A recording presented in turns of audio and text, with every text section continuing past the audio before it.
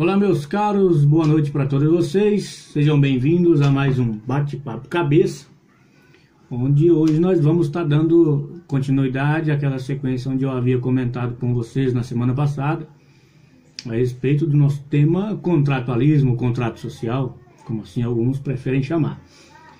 Hoje, seguindo a linha cronológica, vamos tratar do segundo pensador dessa teoria, chamado John Locke. O primeiro deles, como nós tratamos na semana passada, é o Thomas Hobbes. Agora John Locke, e na próxima semana a gente vai tratar também sobre os pensamentos de Jean-Jacques Rousseau.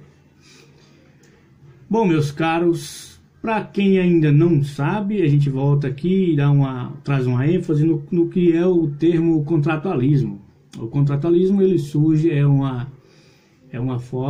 surge como uma teoria para explicar a origem do Estado, do governo.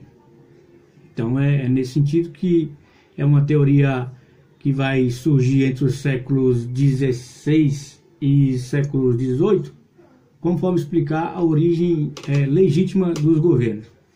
Então, o primeiro a se pensar aí sobre essa temática foi Thomas Hobbes e na sequência hoje John Locke. John Locke foi um filósofo inglês finalzinho do século XVI, entre 1632, nasceu em 1632 e veio a óbito em 1704, e uma das suas maiores obras, inclusive que vai tratar desse tema, é o segundo tratado do governo civil. Uma das frases que é conhecida por esse autor chama-se: onde não há lei, não há liberdade. E a sua máxima é que o homem é bom, mas faz guerra para se defender. Então, vamos voltar lá no estado de natureza, porque os três pensadores seguem essa mesma linha de que para explicar o Estado, a sociedade, é necessário voltar nos antepassados, fazer um estudo empírico e até não sei até onde foi o estudo desses pensadores, mas de acordo com as suas obras, é necessário, quando chega a certo ponto, sair do plano empírico e tentar traçar, de acordo com os estudos, uma ideia, um pensamento que nos leve a tal ponto. Então, para nós podermos começar mais essa temática, vamos seguir nessa linha de que tudo se inicia no estado de natureza. Algumas coisas de Locke bem próximos bem parecido de Hobbes, mas tem algumas coisas que são também muito diferentes. É bom tomar cuidado nisso, porque às vezes eu já vi professores falarem: o pensamento de Hobbes é o mesmo que Locke, é idêntico, e não é, apesar de ter algumas coisas são parecidas, mas outras não. Então é bem mais, digamos assim, que aí o Locke já começa a traçar algumas linhas da nossa contemporaneidade. Então o estado de natureza é o seguinte: para Locke, o homem ele é regido pelas leis da natureza e também pelas leis de Deus. Diferentemente de Hobbes, Locke vai dizer que o homem ele é livre, racional, que o homem é livre e racional. O homem, ele na verdade, na visão de Hobbes, ele é sociável e altruísta também. E vai, ao contrário de pensamento de Hobbes, Locke vai dizer que no estado de natureza a vida é boa. Então, também diferentemente, mais parecido com Hobbes, no estado de natureza, de acordo com Locke, o homem ele tem 3 direitos. Ele possui 3 direitos no estado de natureza. É o direito à vida, à liberdade e à propriedade privada. Ou seja, diferentemente de Hobbes, aqui em Locke o homem, como cidadão comum, ele já tem raciocínio, então ele tem um senso comum, ele ao contrário do pensamento de Hobbes, no pensamento de Locke, o homem ele é sociável, ele já vive ali no meio com companhias, não é mais aquela figura que prefere viver, digamos assim, em seu território isolado, onde no pensamento de Hobbes o homem não é sociável, não, por daí que se surge o conflito. Mas para Locke o pensamento é diferente. Ele vai dizer que não, que o homem realmente ele possui direitos, são os 3 direitos que ele adquire pela lei da natureza e as leis de Deus. Então ele tem esse discernimento, o homem tem essa, digamos assim, essa capacidade de raciocinar e entender o que é bom, o que não é, e entende sempre no âmbito do altruísta, de conviver, de fazer o que é melhor para si e também para os outros. E nesse meio do estado de natureza a vida é boa, então cada um tem a sua propriedade privada. Nesse meio não há, de acordo com a teoria de Hobbes, não há conflito, pelo menos em boa parte. Digamos assim que 95% dos cidadãos são cidadãos de bem, e que esses cidadãos vivem sociavelmente, respeitando o espaço do outro, a propriedade do outro. Não há aquele conflito de guerra de todos contra todos, igual o pensamento que nós viemos depois, anteriormente, na verdade, de Hobbes. Então, o estado de natureza se dá nisso. O homem, ele tem essa racionalidade, ele tem esse pensamento.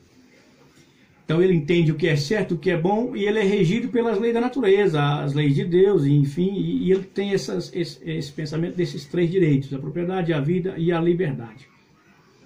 Aí então você fala, mas se a vida no estado de natureza é boa, então por que Leandro constituiu o Estado? Por que o contrato social?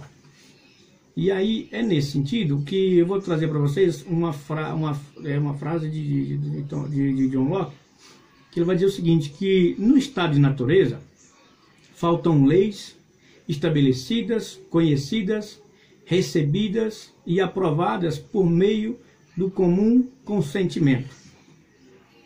Então, ou seja, para poder explicar como que essa frase tem sentido, e aí eu preciso complementar ela, no estado de natureza, assim dizendo Locke, não existe também juízes reconhecidos, imparciais, criados para disseminar as diferenças que surgem de acordo com as leis estabelecidas no comum consentimento. Por que o que ocorre isso? No estado de natureza, Locke vai dizer que 95% dos cidadãos, eles eram cidadãos de bem comum, e que não havia nessa maioria do homem, dos cidadãos, não haveriam cidadão assim, no nosso termo, porque na verdade eram homens comuns. Então não haveria conflito, mas 5% desses homens comuns que viviam sociavelmente, 5% desses não tivesse todo esse espírito manso, porque como voltando lá no pensamento de Hobbes, o Hobbes vai dizer que o homem ele é igual, tanto na estatura, mas o homem é igual perante os direitos, né? Que na verdade lá não tem direito. Ali o que tem é a ordem da sobrevivência, uma guerra de todos contra todos. Então aqui em Hobbes o homem é igual, tanto, só não é igual na estatura, porque são homens maiores, menores, enfim, e uns tendem também a ter ao espírito de mansidão e outro a um espírito mais colérico. Então, para entendermos a instituição do Estado no pensamento de Locke, é preciso entender que, digamos que 5% desses homens comuns teriam esse espírito mais colérico, mais movido à ira, à raiva, enfim. Então, esses teriam, digamos assim, ele entra em conflito com o outro. Digamos que eu tenho uma propriedade e ao lado do meu vizinho também tem uma, e digamos que porventura eu me achei no direito de ir lá e derrubar a cerca do meu vizinho, ou derrubar uma árvore que seja, ou mesmo tentar uma violência agressiva contra a vida do meu vizinho.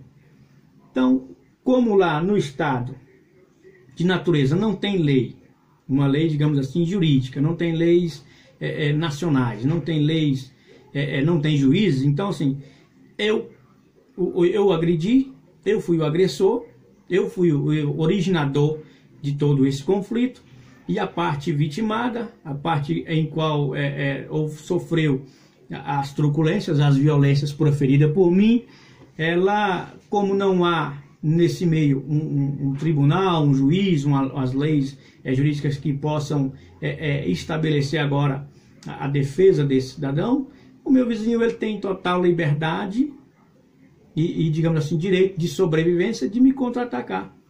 Ou seja, agora que você me feriu, me dá também o direito de ferir você. O problema até aqui ainda tudo bem, digamos assim, que venhamos o bom senso. Apesar que da minha parte, eu como fui o agressor, o originador do conflito, não tive o bom senso. Mas então, digamos que agora eu da mesma maneira que eu originei um conflito, que eu agredi, eu também agora devo ser agredido. Mas até que ponto, no pensamento de Locke, é aceitável que eu também seja agredido? Porque quem vai assim, dosar a agressão da minha vítima contra mim agora? Então não teria, porque ficaria muito bem implícito ao pensamento, à mentalidade de quem foi agredido, me agredir até mesmo com mais cólera ainda, porque estaria se defendendo, estaria revidando, então digamos que deixaria fruir sobre si um sentimento de ira, de cólera até mais agressivo do que quanto eu fui. E aí quem que irá dosar essa situação? Agora, quem que vai intervir nesse meio? Então, visando esse ponto em especial, é que Locke vai trazer que é necessário a criação de um pacto social, um contrato social, para que fique estabelecido que o homem, no contrato social de John Locke, contrário a Hobbes, ele não vai transferir os seus direitos para um ser, para um homem comum, um cidadão comum, ou uma assembleia. Ele vai, diferente de Hobbes, ele vai ceder. Ceder no sentido temporal. Ou seja, agora vamos reunir em consenso comum, vamos fazer aqui digamos assim, uma assembleia, e vamos eleger aqui um soberano que vai reger sobre as nossas vidas, sobre esses conflitos, digamos assim. Porque Hobbes é importante ressaltar, Locke, na verdade, é importante ressaltar que ele é o precursor, na verdade, é o criador, o fundador, o originador, digamos assim, do pensamento liberal. Porque Locke ele vai dizer que se a vida era boa lá no estado de natureza, então por que criar o estado de sociedade agora? Simplesmente para poder lidar com esses conflitos. Simplesmente a criação do Estado. Em Locke é simplesmente para isso. Em suma, a sua originalidade seria passar aos cidadãos comuns, aos homens comuns, a questão da justiça, o senso de justiça. Então, o homem comum cede ao Estado o seu direito de liberdade, à vida e à propriedade, e depois vem a ideia de que o Estado, uma vez feito, diferentemente, mais uma vez, de Hobbes, Locke vai tratar da ideia da separação de poderes. Então, mais uma vez, algumas pessoas têm o hábito de associar a Montesquieu a ser o pai fundador do pensamento da divisão dos poderes. Mas, na verdade, ele não foi o criador, ele foi um precursor desse pensamento, que se origina ainda em Locke.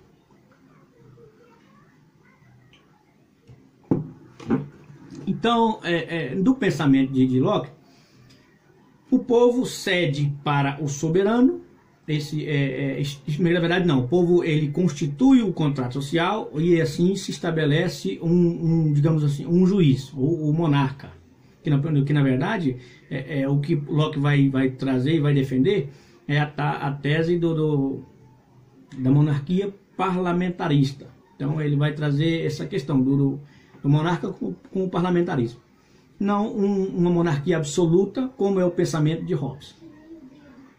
Então ele vai dizer que uma vez estipulado o monarca, feito eleito esse cidadão como, digamos assim, o juiz, que vai gerir, vai decidir o que dosar esse senso comum de justiça, e vai nascer a ideia de separação de poderes, e ele vai trazer essa questão de eleger ali os representantes de uma assembleia de parlamentares que vão discutir, que vão, através do poder passado, cedido do cidadão comum para os parlamentares, gerir a sociedade. Então agora não é mais um estado de natureza, agora já é um estado de sociedade que no pensamento liberal de Hobbes tem que ser tão bom quanto era antes no estado de natureza, mas agora com a monarquia, com o parlamentarismo para gerir o senso de justiça. Então, a partir desse ponto, o Hobbes foi originário do pensamento liberal, onde ele vai limitar, ele vai trazer que o pensamento liberal nada mais é do que a limitação do Estado, até onde o Estado deve ir intervir na sociedade. E aí, uma vez entrado no estado de natureza, passa-se cedido temporalmente o poder do povo, esse direito do povo, na verdade, para os parlamentares. É cedido, lembro, no termo temporal da palavra, porque assim, se de acordo com o pensamento de Locke, os parlamentares não mais trazerem e defenderem os interesses, o direito do cidadão comum, simplesmente o cidadão comum pode dissolver a Assembleia, o parlamentarismo, e eleger ali entre eles os próximos parlamentares. Então, diferentemente de Locke, de Hobbes, Locke tem essa concepção do Estado com o monarca na posição de gerir a questão da segurança, do senso comum de justiça, e o parlamentarismo para representar os interesses da sociedade. Mais uma vez, totalmente contra ao pensamento de Hobbes, apesar de ter algumas coisas parecidas, mas é contrário, porque Hobbes ele é a favor da monarquia absoluta, e que era somente o soberano que deveria ser detentor dos poderes do povo. Então, mais ou menos é nessa linha que fica o pensamento desses autores. E eu acho bastante interessante estudar isso, porque, assim, como falei para vocês, algumas pessoas pensam que Montesquieu foi o fundador do pensamento, da divisão dos poderes. Mas, na verdade, o pai desse primeiro pensamento, essa primeira ideia, vai surgir aqui com Locke. E também, assim, também um pensador, o início, originador do pensamento liberal. Bom, pessoal, de hoje, por enquanto, é isso. Eu espero que vocês tenham gostado desse pensamento de Locke. Na próxima semana a gente vai trazer Jean-Jacques Rousseau, para também tratar desse assunto, que também é um contratualista. E vocês veem que, assim, de Hobbes para Locke já houve uma mudança de pensamento, ou seja, já houve uma evolução e já passa a traçar as linhas da nossa contemporaneidade. Hoje nós temos aí a divisão dos poderes, o judiciário, o executivo e o legislativo. Lá, no pensamento de Locke, era executivo e legislativo. Ainda teria um terceiro pensamento de Locke, numa terceira divisão do poder, que seria, desculpa, gente, o executivo, o legislativo e o poder federativo, que na verdade no Locke não vamos entrar muito nesse pensamento, mas que seria voltado para as relações internacionais, o que hoje é trazido como prerrogativa e fica incumbido ao executivo. Tanto que hoje nós temos um ministro de Relações Internacionais, temos embaixadores, enfim. Então, isso vai tramitar mais hoje no âmbito do executivo.